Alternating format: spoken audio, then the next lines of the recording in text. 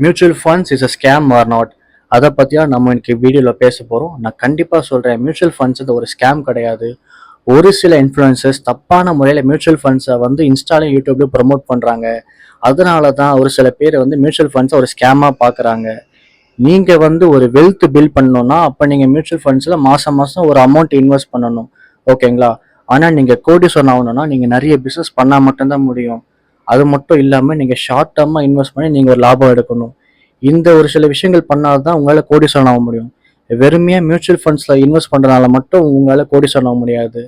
நீங்கள் மாதம் மாதம் எஸ்ஐபி மூலயமா மியூச்சுவல் ஃபண்ட்ஸில் போடுற அமௌண்ட் வந்து உங்களுக்கு நீங்கள் கிரியேட் பண்ணுற வெல்த், அது வந்து உங்களை கோடீஸ்வரன் ஆக்காது. ஸோ உங்களுக்கு வந்து பணம் சம்பாதிக்கணும், நிறைய கோடீஸ்வரன் ஆகணும் அப்படின்னு ஒரு ஆசை இருந்தால் நீங்கள் உங்கள்கிட்ட இருக்க ஸ்கில்லை வச்சு நீங்கள் ஒரு பிஸ்னஸ் ஸ்டார்ட் பண்ணுங்கள்.